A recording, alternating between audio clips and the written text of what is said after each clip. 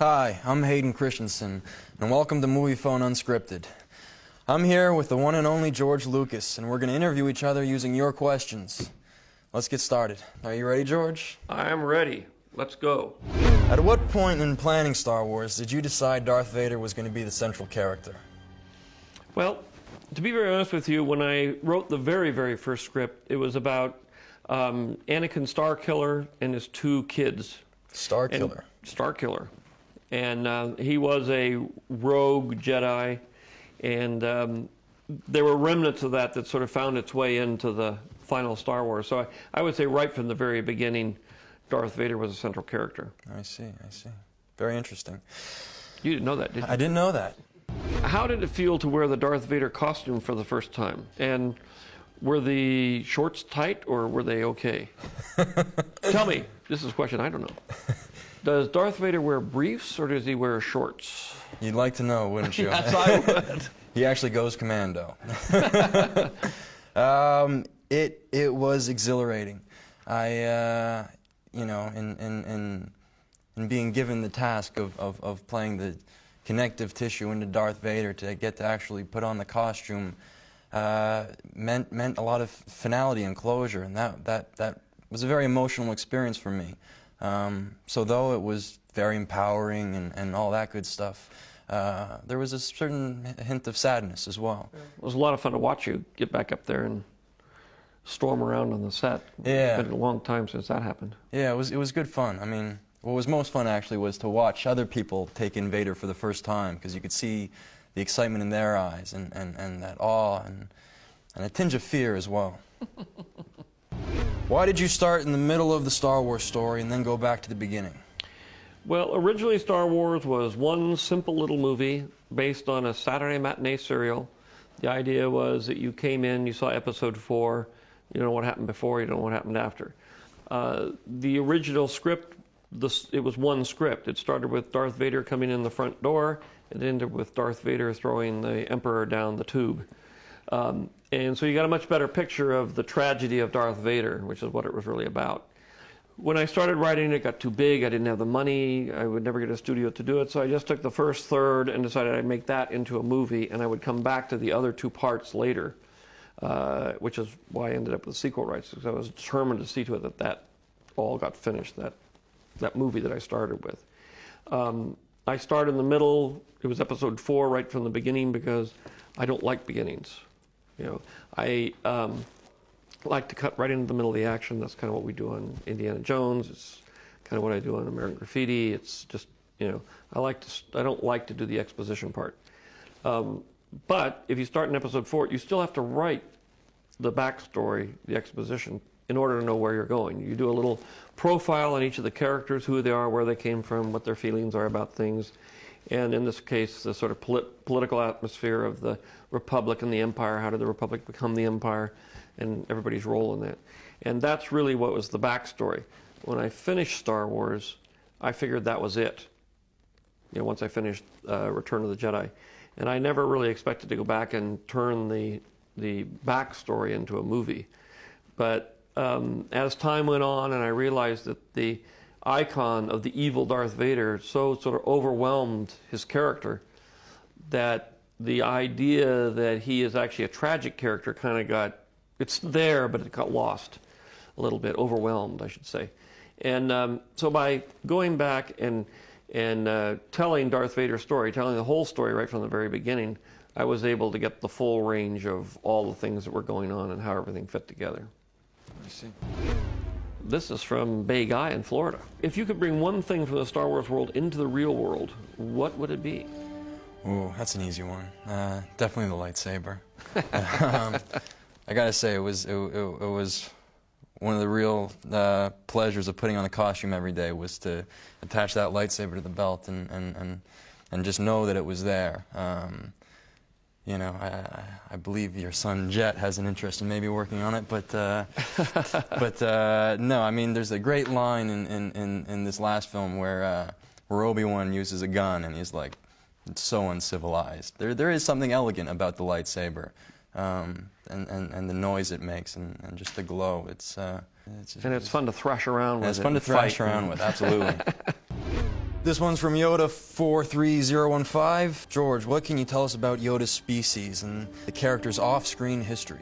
Well, Yoda, you should know better than I do. I mean, the truth about Yoda is that in the original movie, Obi-Wan went to the very end of the film, and Yoda didn't exist. So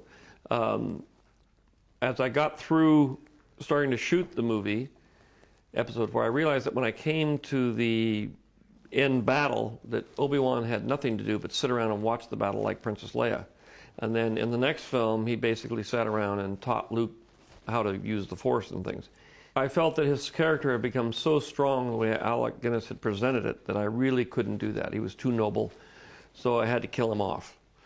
So when I killed him off, I had to replace him when I got to the second movie, and I could do certain things by having him come back as a ghost from the Force, because I had decided to kill him off in a metaphysical way rather than a physical way.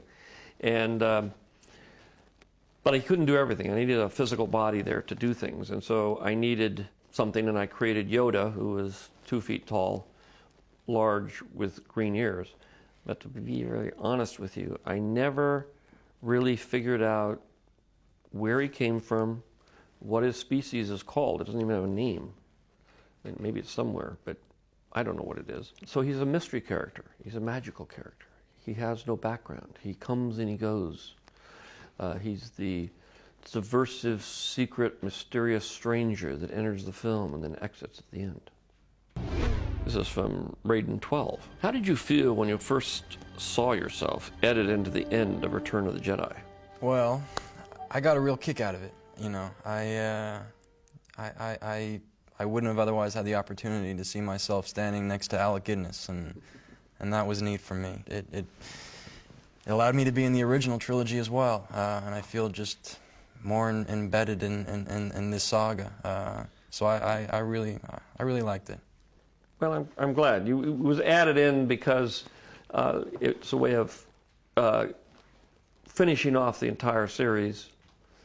The idea was that your inner person would go back to where we left it off. When it turned to the dark side, you know, when you got burned up and everything, but before you got burned up. So when you come back to the good side of the Force, that it's your former persona that survives, not the Darth Vader persona.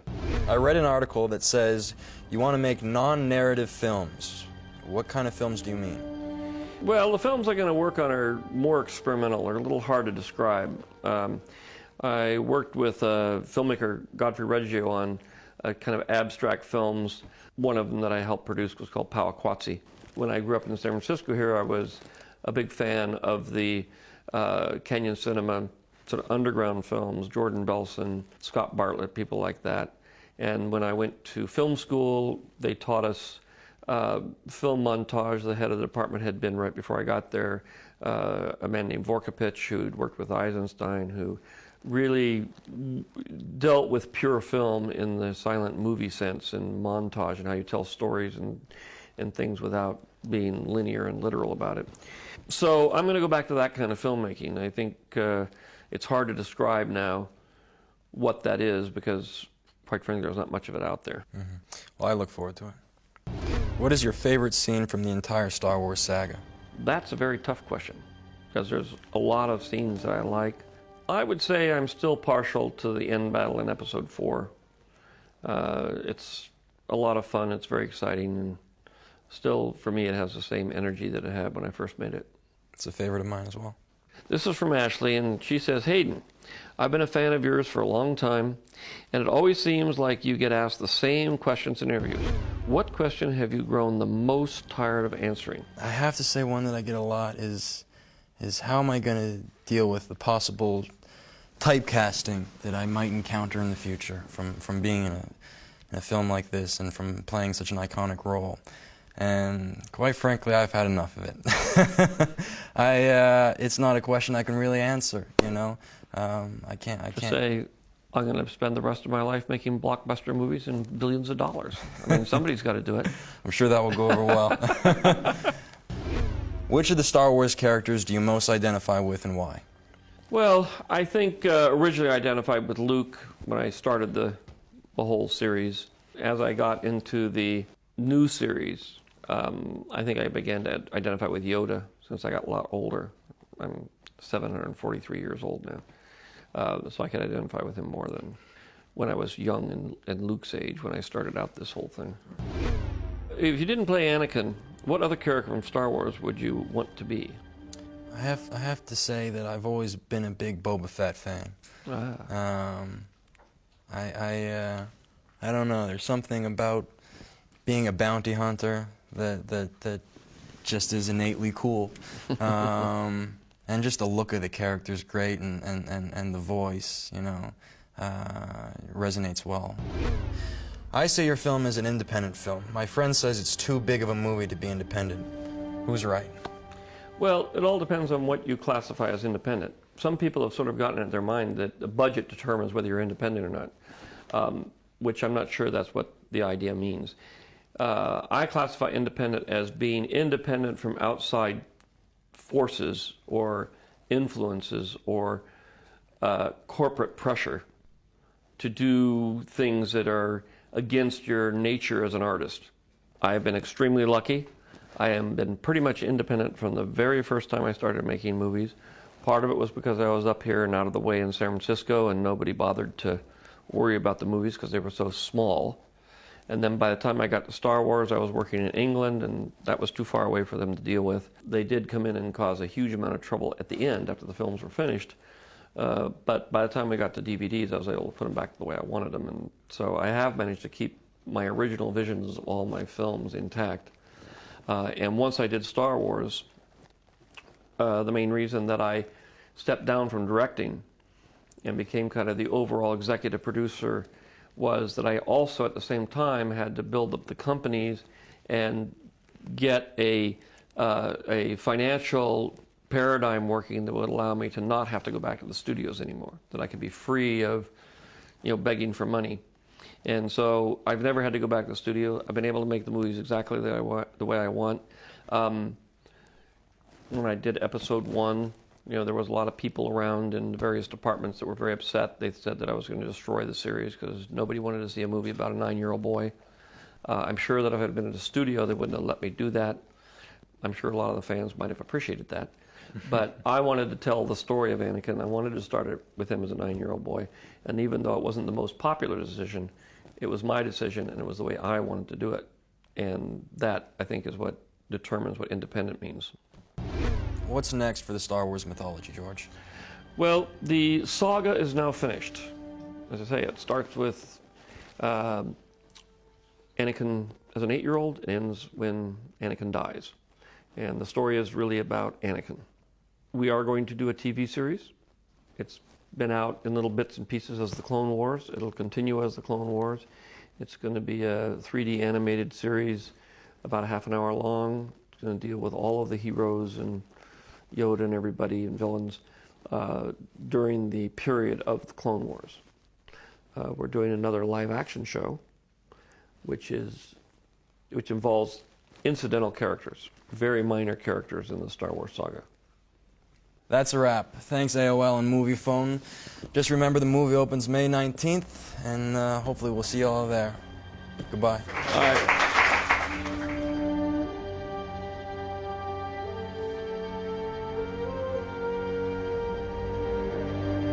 For over 1,000 generations, the Jedi Knights were the guardians of peace and justice in the Old Republic, before the Dark Times, before the Empire.